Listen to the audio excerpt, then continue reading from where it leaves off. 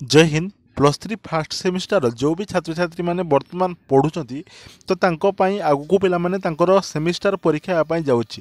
ଯାହାକି ମାର୍ଚ୍ଚ ମାସ ହେବା ପାଇଁ ଯାଉଛି ତ ଫେବୃଆରୀ ଲାଷ୍ଟ କି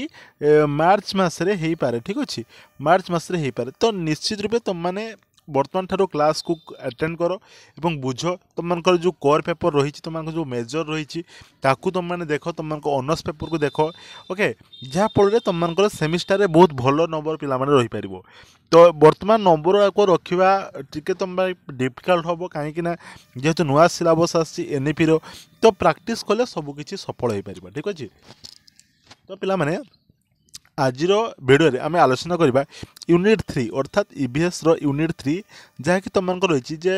ବିପର୍ଯ୍ୟୟ ପରିଚାଳନା ଯାହାକୁ ଆମେ ଇଂରାଜୀରେ କହିଥାଉ ଡିଜାଷ୍ଟର ମ୍ୟାନେଜମେଣ୍ଟ ତ ସେ ଡିଜାଷ୍ଟର ମ୍ୟାନେଜମେଣ୍ଟ ବିଷୟରେ ଆଜି ଆମେ ସମୁଦାୟ 75 ଗୋଟିଏ ସର୍ଟ କ୍ୱେଶ୍ଚନକୁ ଆଲୋଚନା କରିବା ଗୋଟେ ଭିଡ଼ିଓରେ ଯାହାଫଳରେ ୟୁନିଟ୍ 3ଟି ତୁମମାନଙ୍କର କମ୍ପ୍ଲିଟ୍ ହେଇଯିବ ତେଣୁ ଯେଉଁ ବି ଛାତ୍ରଛାତ୍ରୀମାନଙ୍କର ଧୈର୍ଯ୍ୟ ଅଛି ସେମାନେ ନିଜର ଯେଉଁ ରହିଛି ଇଭିଏସ୍ ବିଷୟର ୟୁନିଟ୍ 3ର ସମସ୍ତ କ୍ୱେଶ୍ଚନ୍ ଆନ୍ସର୍କୁ ପ୍ରାକ୍ଟିସ୍ କରିବା ପାଇଁ ତ ନିଶ୍ଚିତ ରୂପେ ପ୍ରଥମରୁ ଶେଷ ପର୍ଯ୍ୟନ୍ତ ଥରେ ଦେଖନ୍ତୁ ଯାହାଫଳରେ ପ୍ରତ୍ୟେକଟି ପ୍ରଶ୍ନକୁ ସେମାନେ ବୁଝିପାରିବେ ଏବଂ ଆଗକୁ ଆଗକୁ ଏମିତି ଅନେକ ସାରା ଇନଫର୍ମେଟିଭ୍ ଅପଡେଟ୍ ପାଇଁ ଏବଂ ଅନେକ ସାରା ଇମ୍ପୋର୍ଟାଣ୍ଟ କ୍ଲାसेस ପାଇଁ निश्चित रूपे चैनल को सब्सक्राइब कर देकी ऑल नोटिफिकेशन टी को प्रेस कर देते देख प्रथम प्रश्न कौन कही प्रथम प्रश्न आमको कही जे जो विपत्ति क्षतिकारक और ध्वंसात्मक रूप निए कौन बोली कहुए आम विपर्यय बोली कही था जमी बन्या बात्या मरुड़ी भूमिकंप ये सब हूँ विपर्ययर गोटे गोटे उदाहरण आतंकवाद डैश विपर्ययर एक नमूना जमी बन्या बात्या मरुड़ी ये सब हूँ आम प्राकृतिक तो सेमती आतंकवादी जो सन्त्रासवाद आक्रमण हुए जो आम जो देश देश मध्य जो लड़ाई हुए युद्ध हुए तो से सब हूँ कौन ना मनुष्यकृत अटे पृथ्वीर डैश परिवर्तन घटिले विपर्यय विवेचित हुए आभ्यंतरीणता जो गति जो परिवर्तन हेले विपर्यय रूपे विवेचित हुए तो भारतर समुदाय अंचल डैश भाग अधिक भूमिकंप प्रवण अंचल ना प्राय 55 भाग पिला माने आमर हूँ कौन ना भारत में बेसी भूमिकंप हुए ठीक अच्छे तापर देखो 5 नंबर प्रश्न जे धातु और अम्ल प्रतिक्रिया डैश सृष्टि होता है आर्सिन सृष्टि होता है तो ये प्रश्नटी पिला माने बारंबार पड़े जे धातु आउ अम्लर प्रतिक्रिया कौन सृष्टि हुए आर्सिन सृष्टि होता है 6 नंबर प्रश्न देखो जो सुनामी डैश देशर शब्द अटे सुनामीटा हूँ कौ देश जापान देश यहाँ गोटे repeated question okay repeated question जो विशेष सिलेबस था ये सब प्रश्न गुड़ा सब बारंबार पड़ूला ओके देख 7 नंबर प्रश्न भूपृष्ठ भूमि और प्रस्तर स्तर को प्रस्तर स्तर दबी जावाक डैश बोली कहुए आम भूमिस्खलन भूस्खलन बोली कही था ठीक अच्छे 8 नंबर प्रश्न देख जे तापशोषी आच्छादन डैश रे व्यवहार करा जाए ताको हमें सौर चूल्हे व्यवहार करा जाए 9 नंबर प्रश्न देखो जे भूमिर तीव्रता सॉरी भूमिकंपर तीव्रता डैश रो एकक ताको हमें रिक्टर रे मापु ठीक अच्छे कौन से रिक्टर अच्छा तुम मान बर्तमान आम प्रश्न रहा वर्षा को जो रेन को ताको हमें क्यों मापा जाए तार एककटी कौन ठीक अच्छे वर्षार परिमाण तार एककटी कौन 10 नंबर देख प्रश्न जे डैश पद्धति रे आवर्जना अपद्रवणीय पत्थर परी डाण वस्तु परिणत होता है ताकि कहुए कठिनकरण तो ये कठिनकरण पदार्थ पद्धति कौन हुए ना आवर्जना अद्रवणीय पत्थर परी से टाण वस्तु परिणत होता है तापर देख परवर्ती प्रश्न डैश मसीह गुजरातर भुज अंचल भूमिकंप देखाई जहाँकि हूँ 2001 डैश मसीह भारतर जातीय बन्या आयोग प्रतिष्ठित होता 1967 मसीह ठीक अच्छे सॉरी 1976 मसीह 77 नुहे 1976 ठीक अच्छे देख तापर कौन कही 13 नंबर प्रश्न जे ओडिशार प्राकृतिक विपर्यय को रखापी डैश संस्था कार्य करुच्ची ओएसडीएम रे कौन ना ओडिशा स्टेट आमर डिजास्टर मैनेजमेंट अथॉरिटी ओके तो ये जो ओएसडीएम एटार फुल फॉर्म पढ़ी पारे मन रखिथो Odisha state disaster management authority तो मैंने देखि प्रायतः तुम जो बन्या आश्रयस्थली बात्या आश्रयस्थली से आसिक प्राय टाइम मॉक ड्रिल करती पिला शिखाती एवं आम अंचल जदि नदी बड़ी हुए कि जदि बन्या बात्या हुए यही गाड़ीटी आसिक सर्वप्रथम ठिया होता है ओएसडीएम ठीक अच्छे नेक्स्ट क्वेश्चन देखिए डैश मसीह ओडिशा रे प्रलयकारी महाबात्या होता जहाँकि हूँ 1999 अक्टोबर रे ठीक अच्छे तापर देखो नेक्स्ट 15 नंबर प्रश्न कौन कही जे डैश प्रक्रिया रे आवर्जनार विषाक्त प्रक्रिया को निर्मल करा जाए तो से जो प्रक्रिया को कौन बोली कहा जाए ताको इनसिरेशन ओके इनसिरेशन प्रक्रिया रे आवर्जनार विषाक्त प्रक्रिया को आम निर्मल करिथाउ डैश पद्धति रे दूषित जल को विसर्जन करा जाए पातन पद्धति रे 17 नंबर क्वेश्चन देखिबा डैश पद्धति अनुसरण करी पानीय जल बा नर्दमा जल थिबा विभिन्न भारी धातु मानकर आयन ओ अन्यान्य आयन को पृथक कराए तो ताहा कौन ना आयन विनिमय बोली कहा जाए ठीक अच्छे आयन विनिमय पद्धति अनुकरण करी मन रहा 18 नंबर क्वेश्चन देखिए देख कौन कही डैश पाउडर वैद्युतिक चार्ज संपन्न शक्ति रही है ताने को पाउडर रे वैद्युतिक चार्ज संपन्न शक्ति रही है कौन ना आक्ति रेड कार्बन ठीक अच्छे आक्ति रेटेड कार्बन आक्टिरेटेड कार्बन ले कौन होता है ना जो वैद्युतिक चार्ज शक्ति संपन्न रही है 19 नंबर देखिए जे महाराष्ट्र लाटूर अंचल डैश मसीहार भूमिकंप होता तेणु मन रखिए प्रथम प्रश्न आम कौन जानिले प्रथम प्रश्न आम जो जानी प्रथम प्रश्न नुब जो आमर हाँ ठीक अच्छे महाराष्ट्र अच्छा देख तो महाराष्ट्र डैश अंचल कौन होता अच्छा गुजरात कथा पचार गुजरात बजे भुज हाँ गुजरात भुज के 2001 कहली ना 2001 कहली गुजरात भुज एटा हूँ महाराष्ट्र गुजरात आ महाराष्ट्र एकाकी एपार महाराष्ट्र कहला टे शुण टे मन देखी अच्छा देखो महाराष्ट्रटा के ना 1993 ठीक अच्छे नेक्स्ट क्वेश्चन देख तो कौन कही जे हाँ भारतर सरकार डैश मसीह जातीय विपर्यय परिचालन संस्था करने कल्पना करते जहाँकि रोज के 2005 डिसेम्बर 21 नंबर क्वेश्चन देखिए मुख्यतः डैश और डैश उत्पादन बढ़ाइबा द्वारा अर्थनैतिक अभिवृद्धि संभव होता है तो कृषि और शिल्प ओके तो बैकग्राउंड जो नॉइज सब आसुँच इग्नोर कर जेहेतु बर्तमान आम छात पर बस तेणु बाहर साउंड गुड़िक आसी पारे तुम मैंने इग्नोर कर देख सहनशील उन्नति डैश प्राकृतिक संपदर व्यवहार को प्रोत्साहित करें तो ता हूँ नवीकरण योग्य तापर बर्तमान 23 नंबर प्रश्न देख डैश और डैश हूँ दुईटी प्राकृतिक विपर्यर उदाहरण भूमिकंप सुनामी तुम अन्य दुईटी भी लिखिपार तापर देख 24 नंबर प्रश्न कौन कही भारतर समुदाय भूभागर शतकड़ा प्राय डैश भाग अधिक भूमिकंप द्वारा क्षतिग्रस्त 55 ओके 55 आम जमी प्रथम क्वेश्चन टी पढ़ी 25 नंबर क्वेश्चन भारतर समुदाय भूभाग शतकड़ा प्राय डैश भाग बन्याग्रस्त और बात्याग्रस्त अच्छा ये डैशटा छाड़ दी डैश भाग बात्या उपद्रुत अंचल अटे कौन अच्छी 12 आउ 8 अर्थात शतकड़ा 12 भाग हूँ बन्याग्रस्त शतकड़ा 8 भाग हूँ बात्याग्रस्त उपद्रुत अंचल अटे 26 नंबर क्वेश्चन डैश मसीह भारत सरकार जातीय विपर्यय परिचालना संस्था गठित करते जहाँकि रही 2006 डिसेम्बर 27 ठीक अच्छे राज्य विपर्यय परिचालना संस्थार सदस्यों को डैश मनोनीत करती राज्य कथा तो मुख्यमंत्री बुझे ना नेक्स्ट देख 28 नंबर जातीय विपर्यय परिचालना संस्था डैश जन सदस्य को नहीं गठित होता है सेठी पिला माने 9 जन सदस्य था 29 नंबर डैश जिला विपर्यय परिचालनार अध्यक्ष अटंती देख अध्यक्ष कथा जदि आमको पचारि थिबो ठीक अच्छे अध्यक्ष जदि कथा पचारि थिबो जिलार ताले जिलापाल हेबे आ गोटे ऑफिसर गोटे कथा पचारि थाए माने किए हाँ पचारि थिबो किए ना हमर जो कार्यनिर्वाही अधिकारी ठीक अच्छे कार्यनिर्वाही अधिकारी जदि आमको पचारि थिबो तो ताले सेटा उप जिलापाल बा अतिरिक्त जिलापाल आम कहि परिबा ठीक अच्छे तेणु एटी अध्यक्ष किए रहिबे जिलापाल रहिबे तापर देखो 30 नंबर प्रश्न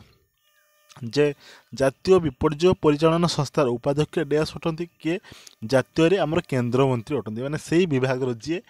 जे प्राकृतिक विपर्यय परिचालन जे मंत्री थे सी कथा बुझे 31 नंबर देखो डैश राज्य विपर्यय परिचालन संस्थार अध्यक्ष अटंती मुख्यमंत्री अटंती भारत रे डैश जातीय विपर्यय परिचालन संस्थार अध्यक्ष भारत रे माने किए हेबे रे प्रधानमंत्री हेबे ना अध्यक्ष 32 नंबर देखो भारतर विपर्यय परिचालन आईन डैश अनुसार डैश ଡ୍ୟାସ୍ ଅନୁସାରେ ଜାତୀୟ ବିପର୍ଯ୍ୟୟ ପରିଚାଳନା ଆଇନ ସହିତ ହୋଇଥିଲା। ତେଣୁ 32 ନମ୍ବର ସଠିକ ଉତ୍ତର କ'ଣ ହେବ ନା 2005। ଠିକ୍ ଅଛି, 2005 ଅନୁସାରେ, ଆଇନ 2005 ଅନୁସାରେ। 33 ନମ୍ବର ପ୍ରଶ୍ନ ଦେଖ, ଡ୍ୟାସ୍ ଜିଲ୍ଲା ବିପର୍ଯ୍ୟୟ ପରିଚାଳନାର ଉପାଧ୍ୟକ୍ଷ ଅଟନ୍ତି। ଦେଖ, ଜିଲ୍ଲା ବିପର୍ଯ୍ୟୟ ପରିଚାଳନାର ଉପାଧ୍ୟକ୍ଷ ହେବେ କିଏ ନା ଯିଏ ଆମର ଜିଲ୍ଲା ପରିଷଦ ହେଇଥିବେ। ଜିଲ୍ଲା ପରିଷଦ ମାନଙ୍କର ଯିଏ ଅଧ୍ୟକ୍ଷ ଥିବେ, ତ ସେ ଜିଲ୍ଲା ପରିଷଦ ମାନଙ୍କର ଅଧ୍ୟକ୍ଷ ହେଉଛନ୍ତି ଜିଲ୍ଲା ବିପର୍ଯ୍ୟୟ ପରିଚାଳନାର ଉପାଧ୍ୟକ୍ଷ ଅଟନ୍ତି। ବର୍ତ୍ତମାନ 34 ନମ୍ବର ଦେଖ, ଡ୍ୟାସ୍ ଠାରେ ଜାତୀୟ ବିପର୍ଯ୍ୟୟ ପରିଚାଳନା ଅନୁଷ୍ଠାନ ପ୍ରତିଷ୍ଠା କରାଯାଇଛି, ଯାହାକି ହେଉଛି ଦିଲ୍ଲୀ ଠାରେ। ଓକେ, ନେକ୍ସଟ ତାପରେ 35 ନମ୍ବର ପ୍ରଶ୍ନ ଦେଖିବା ଯେ ଭାରତରେ ବିପର୍ଯ୍ୟୟ ପରିଚାଳନା ବିଭାଗ ଡ୍ୟାସ୍ ମନ୍ତ୍ରୀ ପରିଷଦ ବିଭାଗର ଏକ ଶାଖା ବିଭାଗ ଅଟେ, ଯାହାକି ହେଉଛି ଗୃହ। ଠିକ୍ ଅଛି, ଗୃହ ଏହାର ସଠିକ ଉତ୍ତର ହେବ। ତେଣୁ କ'ଣ ହେବ ନା ଭାରତରେ ବିପର୍ଯ୍ୟୟ ପରିଚାଳନା ବିଭାଗ ଗୃହ ମନ୍ତ୍ରୀ ପରିଷଦ ବିଭାଗର ଏକ ଶାଖା, ଏଇଟା ହେଉଛି ହୋମ୍ ଡିପାର୍ଟମେଣ୍ଟରେ ଯାଉଛି। ଠିକ୍ ଅଛି, ଏଇଟା ହେଉଛି ministry of home and affair Odisha ଡିପାର୍ଟମେଣ୍ଟରେ ଯାଉଛି, ଓଡ଼ିଶା ଗଭର୍ଣ୍ଣମେଣ୍ଟର। ଯଦି ସରି ଏଇଟା ଭାରତ କଥା ଦେଇଛି, ତାହେଲେ ସେଣ୍ଟ୍ରାଲ ଗଭର୍ଣ୍ଣମେଣ୍ଟରେ ଯିବ, ମାନେ ଇଣ୍ଡିଆ। ଓକେ, ଦେଖ 36 ନମ୍ବରଟା, ଭାରତରେ ଡ୍ୟାସ୍ ଜିଲ୍ଲା ବିପର୍ଯ୍ୟୟ ପରିଚାଳନା ସଂସ୍ଥାର ମୁଖ୍ୟ କାର୍ଯ୍ୟନିର୍ବାହୀ ଅଧିକାରୀ। ଆଚ୍ଛା, ତାହେଲେ ଭାରତରେ ଡ୍ୟାସ୍ ଜିଲ୍ଲା, ତେଣୁ ସେ ଜିଲ୍ଲା ସ୍ତରରେ ଅଛି, କିଏ ହେବ ଅତିରିକ୍ତ ମାଜିଷ୍ଟ୍ରେଟ୍। ବର୍ତ୍ତମାନ ମୁଁ ଯେଉଁଟା ତୁମମାନଙ୍କୁ କହିଦେଲି। 37 ନମ୍ବର ଦେଖ ଯେ ଡ୍ୟାସ୍ ମସିହାରେ ଓଡ଼ିଶା ବିପର୍ଯ୍ୟୟ ଦ୍ରୁତ କାର୍ଯ୍ୟବାହିନୀ ପ୍ରତିଷ୍ଠିତ ହୋଇଥିଲା 2001 ମସିହାରେ। 38 ନମ୍ବର ଦେଖିବା, ଡ୍ୟାସ୍ ଓ ଡ୍ୟାସ୍ ମାନବ ସମ୍ବଳକୁ ନେଇ ଓଡ଼ିଶା ବିପର୍ଯ୍ୟୟ ଦ୍ରୁତ କାର୍ଯ୍ୟନିର୍ବାହୀ ଗଠିତ ହୋଇଥିଲା। ଦେଖ, ଦୁଇଟା ମାନବ ସମ୍ବଳ ଆମ ହାତରେ ଅଛି। ପ୍ରଥମେ ହେଉଛି କ'ଣ ନା ଓଡ଼ିଶା ପୋଲିସ ସେନା, ଏବଂ ଆଉ ଗୋଟେ ହେଉଛି କ'ଣ ନା ସଂରକ୍ଷିତ ପୋଲିସ ସେନା। ଠିକ୍ ଅଛି, ଯେଉଁଟା ହେଉଛି ରିଜର୍ଭ ଯେଉଁମାନେ ଥାନ୍ତି। ତ ଏଇ ଦୁଇ ମାନବ ସମ୍ବଳକୁ ନେଇକି ବର୍ତ୍ତମାନ ଆମ ରାଜ୍ୟର ଯେଉଁ ଓଡ଼ିଶା ଦ୍ରୁତ କାର୍ଯ୍ୟନିର୍ବାହୀ ଗଠିତ ହୋଇଥିଲା। ଡ୍ୟାସ୍ଟି ଗୋଷ୍ଠୀକୁ ନେଇ ଓଡ଼ିଶା ବିପର୍ଯ୍ୟୟ ଦ୍ରୁତ କାର୍ଯ୍ୟନିର୍ବାହୀ ଗଠିତ ହୋଇଥିଲା 20ଟି ଗୋଷ୍ଠୀକୁ ନେଇ। ଡ୍ୟାସ୍ ମସିହା ହେଉଛି ଜାତୀୟ ବିପର୍ଯ୍ୟୟ ଦ୍ରୁତ ବାହିନୀର ପ୍ରତିଷ୍ଠା ଦିବସ 2006 ମସିହା ଜାନୁଆରୀ ମାସ 19 ତାରିଖ। ନେକ୍ସଟ କ୍ୱେଶ୍ଚନ୍ ଦେଖ, ଭାରତର ଜାତୀୟ ବିପର୍ଯ୍ୟୟ ଦ୍ରୁତ ବାହିନୀର ପ୍ରଶିକ୍ଷଣ କେନ୍ଦ୍ର ଡ୍ୟାସ୍ ଠାରେ ସ୍ଥାପିତ ହୋଇଛି, ଯାହାକି ହେଉଛି ନାଗପୁର ଠାରେ ସ୍ଥାପିତ ହୋଇଛି। 42 ନମ୍ବର ପ୍ରଶ୍ନ ଦେଖିବା, ଭାରତରେ ଜାତୀୟ ବିପର୍ଯ୍ୟୟ ଦ୍ରୁତ ବାହିନୀର ମୁଖ୍ୟ ଡ୍ୟାସ୍ ଅଟନ୍ତି, କିଏ ଅଛନ୍ତି ନା ଅଟୁଲ କରୱାଲ। ଠିକ୍ ଅଛି, ଭାରତର ଜାତୀୟ ବିପର୍ଯ୍ୟୟର ଦ୍ରୁତ ବାହିନୀର ମୁଖ୍ୟ କିଏ ଅଛନ୍ତି ବର୍ତ୍ତମାନ ନା ଅଟୁଲ କରୱାଲ। ତ ଏଇ ପ୍ରଶ୍ନଟା ପିଲାମାନେ ଟିକେ ଗୁଗୁଲରେ ସର୍ଚ୍ଚ କରିବ, କାହିଁକିନା ମୋତେ ଲାଗୁଛି ଯେ କିଏ ଚେଞ୍ଜ ହେଇଛନ୍ତି ନା କ'ଣ, କିନ୍ତୁ ମୋର ମନେ ପଡ଼ୁନି। ତେଣୁ ତୁମେ ଟିକେ ଦେଖିଦେବ, ନହେଲେ ମୁଁ ତାକୁ ପଛରେ ଦେଖି ଆମର ଏଇ ଯେଉଁ କମେଣ୍ଟରେ ମୁଁ ପିନ୍ କରିଦେଇଥିବି। ଠିକ୍ ଅଛି, ଦେଖ ଯେ ଜାତୀୟ ବିପର୍ଯ୍ୟୟ ଦ୍ରୁତ ବାହିନୀ ସହାୟକ ପରାମର୍ଶଦାତା ପଦବୀ ପାଇଁ ବୟସ ସୀମା ଡ୍ୟାସ୍ ଅଟେ। ମିନିମମ୍ ତାଙ୍କର 56 ଥିବା ଦରକାର। ୱିଦାଉଟ୍ ଏକ୍ସପିରିଏନ୍ସରେ କେମିତି ହେବ ରେ, ତେଣୁ 56 ବର୍ଷ ତ ନିହାତି ଲାଗିବ ନା। ତାପରେ ଦେଖ 44 ନମ୍ବର ପ୍ରଶ୍ନ କ'ଣ କହିଛି ଯେ ଜାତୀୟ ବିପର୍ଯ୍ୟୟ ଦ୍ରୁତ ବାହିନୀର ସହାୟକ ପରାମର୍ଶଦାତା ମାସିକ ଡ୍ୟାସ୍ରୁ ଡ୍ୟାସ୍ ଟଙ୍କା ଦରମା ପାଆନ୍ତି। ତାଙ୍କୁ କେତେ ଟଙ୍କା ଦରମା ଦିଆଯାଏ ଦେଖିପାରୁଛ ତ, 67,700ରୁ 2,08,700 ପର୍ଯ୍ୟନ୍ତ ତାଙ୍କୁ ପାରିଶ୍ରମିକ ଦିଆଯାଏ। ଓକେ, ତାପରେ ଦେଖ 46 ନମ୍ବର ପ୍ରଶ୍ନ ଯେ ଡ୍ୟାସ୍ ମସିହାରେ ଓଡ଼ିଶା ବିପର୍ଯ୍ୟୟ ପରିଚାଳନା ସଂସ୍ଥା ପ୍ରତିଷ୍ଠିତ ହୋଇଥିଲା, ଯାହାକି ହେଉଛି 1919 ମସିହା ଡିସେମ୍ବର 28ରେ, ଯେତେବେଳେ ମହାବାତ୍ୟା ପରେ ଏହି ସଂସ୍ଥାଟି ଗଠିତ ହୋଇଥିଲା। ତାପରେ ପାଖରୁ ଯେ ସରକାର ସଜାଗ ହୋଇଗଲା, ଫାଇଲିନ୍ରେ ପୁରାପୁରି ଜିରୋ କାଜୁଆଲିଟି ସହିତ କାମ ହେଲା, ଯେଉଁଥିପାଇଁ କି ଓଡ଼ିଶା ବର୍ତ୍ତମାନ ବିଶ୍ୱରେ ପ୍ରସିଦ୍ଧ ଡିଜାଷ୍ଟର ମ୍ୟାନେଜମେଣ୍ଟ ପାଇଁ। ବର୍ତ୍ତମାନ ସେଥିପାଇଁ ନବୀନ ପଟ୍ଟନାୟକଙ୍କୁ ମଧ୍ୟ ତାଙ୍କୁ ପୁରସ୍କାର ମଧ୍ୟ ମିଳିଥିଲା ଯେ ସିଏ ବିଶ୍ୱରେ ବର୍ତ୍ତମାନ ଅଲଗା ଦେଶରେ ଅଲଗା ରାଜ୍ୟରେ ଯେତେବେଳେ କୌଣସି ଗୋଟେ ଭୂମିକମ୍ପ ହେଉ ବା କୌଣସି ଗୋଟେ ପ୍ରାକୃତିକ ବିପର୍ଯ୍ୟୟ ବନ୍ୟା ବାତ୍ୟା ହେବାର ଥିଲେ, ସେମାନେ ପ୍ରଥମେ ଓଡ଼ିଶାର ଯିଏ ସେଇ ଡିପାର୍ଟମେଣ୍ଟର ଯେଉଁମାନେ ଥିଲେ ତାଙ୍କ ପାଖକୁ ଆସନ୍ତି ଏବଂ ତାଙ୍କର ପରାମର୍ଶ ନେଇଥାନ୍ତି। ତ ନିଶ୍ଚିତ ରୂପେ ଏହା ଆମ ସମସ୍ତ ଓଡ଼ିଆମାନଙ୍କ ପାଇଁ ଗୋଟେ ବଡ଼ ଆମେ କ'ଣ ପ୍ରାଉଡ଼ର ବିଷୟ ଗୋଟେ। ଠିକ୍ ଅଛି, ଗୋଟେ ଗର୍ବର ବିଷୟ। ଦେଖ 47 ନମ୍ବର ପ୍ରଶ୍ନ କ'ଣ କହିଛି ଯେ ଓଡ଼ିଶା ବିପର୍ଯ୍ୟୟ ପରିଚାଳନା ସଂସ୍ଥାର ଅଧ୍ୟକ୍ଷ କିଏ, ମୁଖ୍ୟମନ୍ତ୍ରୀ 50 ଥର ପଚାରୁଛି ସେ ପ୍ରଶ୍ନ। 48 ନମ୍ବର ଦେଖ, ଓଡ଼ିଶା ବିପର୍ଯ୍ୟୟ ପରିଚାଳନା ସଂସ୍ଥାର କାର୍ଯ୍ୟନିର୍ବାହୀ ଅଧିକାରୀ ଭାବେ ଡ୍ୟାସ୍ ରହିଥାନ୍ତି କିଏ, ମୁଖ୍ୟ ଶାସନ ସଚିବ। ଠିକ୍ ଅଛି, ବର୍ତ୍ତମାନ ଆମର ମୁଖ୍ୟ ଶାସନ ସଚିବ କିଏ ଅଛନ୍ତି, କିଏ ଏମ୍ରୁ ଲେଟର୍ଟି ଆରମ୍ଭ, ନିଶ୍ଚିତ ରୂପେ କମେଣ୍ଟ କରିବ। ମୁଁ ତାହେଲେ ଯାଇକି ମୁଁ ଜାଣିପାରିବି ତ ତୁମମାନେ କେତେ ସମୟ ଯାକ କିଏ ମାନେ ଏଇ ଯେଉଁ ଭିଡ଼ିଓଟାକୁ ଏଇ ଯାକ ମାନେ ବର୍ତ୍ତମାନ କେଉଁମାନେ ଦେଖିଲେ। ओके देख तो डैश मसीह ओएसडीएमए संस्था प्राय 1 मिलियन व्यक्ति को फाइलिन बात्यारू उद्धार करथिला। फाइलिन बात्या माने कौन रे 2013 2014 आमर हुड हुड आसला। वर्तमान 2024 कौन गला रिसेंटली दाना दाना दानार प्रभाव केमती कौन थिला आम जानिनु किंतु मयूरभंज आड़े टिके कम थिला मजा लगुच माने आम घरटा हूँ मयूरभंज रु बालेश्वर बॉर्डर पाखापाखि अच्छी किंतु एपटे विशेष किसी क्षति कर पार नथिला। ओके देख 50 नंबर प्रश्न देख डैश मसीह भारतर नागपुर ठारे जातीय विपर्यय द्रुतगामी बाहिनी प्रतिष्ठित होता 2018 मसीह। 51 नंबर देख भारतीय पुलिस बाहिनी डैश जातीय विपर्यय द्रुत बाहिनी मुख्य भाव दायित्व नहीं था डीजी ठीक अच्छे। 52 नंबर देख डैश मसीह ओडिशा विपर्यय परिचालना संस्था हुडहुड टीम परवर्ती पुनः निर्माण कार्य परिचालन करने निमंते प्रेरण कराइथिला 2014 हुडहुड मान 2014 हाँ 2014 एवं फाइलिन मान 2015 सॉरी 2013 मुंड फुंड भी काम करनी। देख डैश मसीह ओडिशा विपर्यय परिचालन संस्था प्राय 3 लाख व्यक्ति को तितली बात्यार उद्धार करथिला। तितली बात्या 2018 मसीहा। ओके देख 54 नंबर प्रश्न डैश मसीह ओडिशा विपर्यय परिचालन संस्था 1.2 मिलियन व्यक्ति को फनी बात्या कबल उद्धार करथिला। ये 4000 ठीक अच्छे। अच्छा उद्धार करी 4000 बात्या स्थल रखिला केतरे ना 2019 मसीह। तो 2019 मसीह फनी आसला। ओके एड़ा सब देख के माने बहुत बहुत प्रश्न अच्छी ए विषय देखिए कौन आसो प्रश्न तुम मान उभय आकार बाहित रोग भूताणु जनित अन्यान्य रोग समूह डैश धरणर विपत्ति अटन कौन स्वास्थ्यगत से क्षति करती ना तेणु कहुए स्वास्थ्यगत विपत्ति कहुए। 61 नंबर बर्तमान आम प्रश्न देखा देख कौन कही प्रतिषेध लघुकरण और सतर्कता अवलंबन हो डैश धरणर विपर्यय कार्यकलाप ये प्राक प्राक धरणर जो प्रतिषेध लघुकरण सतर्कता यह हूँ प्राथमिक तापर जो आम जापर ना यहाँ बड़ धरण हम तापर इभैक्युलेसन कर लोक मान स्थानांतरण कर रंधा खाद्य जोगाଯିव ठीक अच्छे। तो ये सब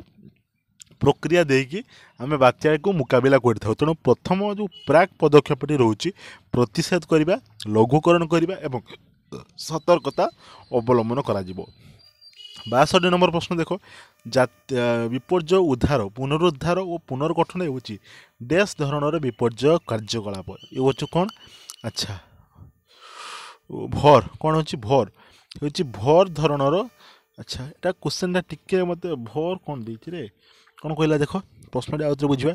विपर्यय उद्धार पुनरुद्धार और पुनर्गठन हूँ डैश धरणर विपर्यय कार्यकलाप देखा। देख 63 नंबर देख प्रश्न कौन कही डैश सामाजिक उत्तरदायित्व हेउची एक अभ्यास जहाँकि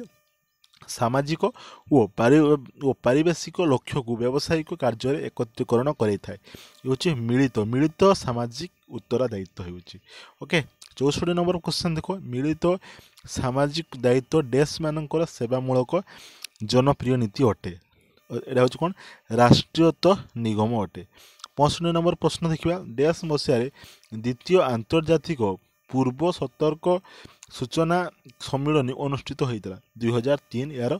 सठिक उत्तर हो ठीक अच्छे। नेक्स्ट क्वेश्चन देखा डैश मसीह ओडिशा विपर्यय परिचालन संस्था आमर 6,58,000 व्यक्ति विशेष को अन्यान्य बात्या मध्यरु उद्धार करथिला 2020। ओके तापर देख प्रश्न मिलित जातिसंघ द्वारा विपर्यय दुर्घटना ह्रास करने निमंते तृतीय विश्व सम्मेलन जापान डैश ठारे जापान हूँ सेंडाई ठारे ठीक अच्छे। जापान सेंडाई ठारे होता मिलित जातिसंघर गोटे विपर्यय दुर्घटना केमती कौन ह्रास कर से विषय गोटे सम्मेलन होता। अच्छा ओके 68 नंबर प्रश्न देख कौन कही 68 नंबर प्रश्न जो मिलित जातिसंघ द्वारा विपर्यय दुर्घटना ह्रास करने निमंते तृतीय विश्व सम्मेलन डैश मसीह आयोजित होता जो सेंडाई जापान होता से केबे होता 2015 मार्च रे होता। तापर देख प्रश्न कौन कही सुनामी भूमिकंप आग्नेय उद्गीरण भूस्खलन आज डैश धरण संकट भूत्वत यह सब जो माटी जनित ना तेणु कहुए भूत्वत ठीक अच्छे। ଆଉ ତାପରେ ହେଲା କ'ଣ ଯେଉଁ ସ୍ଥଳ ଭାଗରେ ଯେଉଁ ଥାଏ ଯେମିତି ଆମର ଯେଉଁ ସମୁଦ୍ର ମଧ୍ୟରେ ଠିକ୍ ଅଛି କଠୋର ପାଣିପାଗ ବନ୍ୟା ମରୁଡ଼ି ତୋଫାନ ତ ଏସବୁ ହେଉଛୁ ଡ୍ୟାସ୍ ଧରଣର ଏ ହେଉଛୁ ଜଳ ଘନତ୍ୱ ମାପକ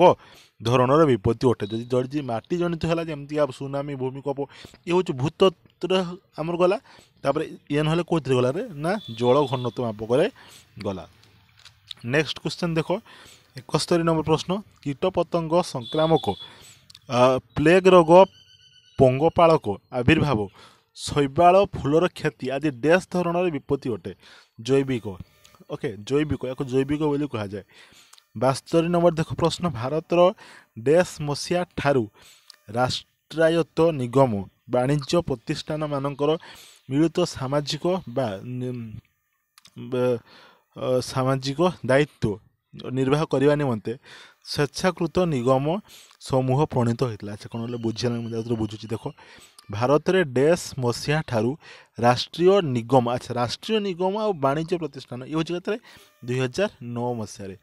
ତାପରେ ଦେଖ କ'ଣ କହିଛି ଆରେ 72 ପରେ ପୁଣି 71 ଓହୋ ଏଠି ସିରିଏଲ୍ ନମ୍ବର ତାହେଲେ ଭୁଲ ଅଛି ନାଇଁ ଏଠି ସିରିଏଲ୍ ନମ୍ବର ଭୁଲ ଅଛି ସିରିଏଲ୍ ନମ୍ବର ଭୁଲ ଅଛି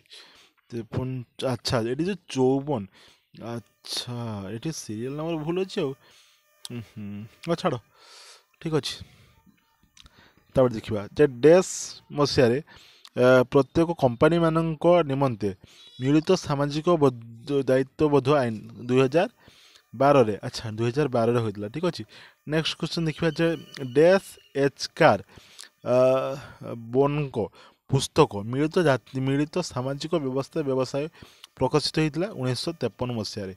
ଓକେ। ତା ପରବର୍ତ୍ତୀ ପ୍ରଶ୍ନ ଦେଖିବା ଡ୍ୟାସ୍ ହିତଧାରକ ହେଉଛନ୍ତି ସେହି ଧରଣର ବ୍ୟକ୍ତିବିଶେଷ ଯେଉଁମାନେ ନିର୍ଦ୍ଦିଷ୍ଟ କମ୍ପାନୀମାନଙ୍କ ସହିତ ପ୍ରତ୍ୟକ୍ଷ ସମ୍ପର୍କ ପ୍ରତିଷ୍ଠା କରିବା ଲକ୍ଷ୍ୟ ରଖିଥାନ୍ତି କେଉଁଥିରେ ନା ଆଭ୍ୟନ୍ତରୀଣ ହିତଧାରକ ଓକେ। 74 ନମ୍ବର ଦେଖ ଏକ କମ୍ପାନୀ ଯାହା ସହରାଞ୍ଚଳରେ ପ୍ରତିଷ୍ଠିତ ହୋଇ ପ୍ରଦୂଷଣ କାରଣ ସାଜିଥାଏ ତାକୁ କ'ଣ ବୋଲି କୁହାଯାଏ ତାକୁ କୁହାଯାଏ ଡ୍ୟାସ୍ ହିତଧାରକ ବାହ୍ୟ ହିତଧାରକ ବୋଲି ତାକୁ କୁହାଯାଏ। ତାପରେ ଦେଖ କ'ଣ କହିଛି 75 ନମ୍ବର ପ୍ରଶ୍ନ ଡ୍ୟାସ୍ ମସିହାରେ ଆଚ୍ଛା ଡ୍ୟାସ୍ ମତରେ ଜାତୀୟ ଆଞ୍ଚଳିକ ଓ କେନ୍ଦ୍ରୀୟ ସରକାର ସ୍ୱେଚ୍ଛାସାରୀ ଅନୁଷ୍ଠାନ ଗଣମାଧ୍ୟମ ନିଗମ ଓ ବୈଜ୍ଞାନିକ ଗୋଷ୍ଠୀ ବିପର୍ଯ୍ୟୟ ପରିଚାଳନା କ୍ଷେତ୍ରରେ ମୁଖ୍ୟ ଭୂମିକା ଗ୍ରହଣ କରିଥାନ୍ତି କ'ଣ ହେବ ନା ଜାତିସଂଘ ଦ୍ୱାରା ବିପର୍ଯ୍ୟୟ ହ୍ରାସ କୌଶଳ ଓକେ। ତ ଇଏ ହେଉଛି ପିଲାମାନେ 75ଟି ପ୍ରଶ୍ନ ଆମେ ତ ଏମିତି ସିରିଏଲ୍ ନମ୍ବରରେ କହିଦେଲୁ ତ ସେ ଯେତେଟା ବି ହେଇଥାଉ ଆଶା କରୁଛି ଯାହା ବି ସବୁ କ୍ୱେଶ୍ଚନ୍ ଆମେ ଆଲୋଚନା କଲୁ ତୁମମାନଙ୍କର ହେଲ୍ପଫୁଲ୍ ହେବ। ଆଗକୁ ଏମିତି ଅନେକ ସାରା ଇନଫର୍ମେଟିଭ୍ ଅପଡ଼େଟ୍ ପାଇଁ ନିଶ୍ଚିତ ରୂପେ ଚ୍ୟାନେଲଟିକୁ ସବସ୍କ୍ରାଇବ୍ କରିଦେଇକି ଅଲ୍ ନୋଟିଫିକେସନ୍ଟିକୁ ପ୍ରେସ୍ କରିଦେଇଥିବେ।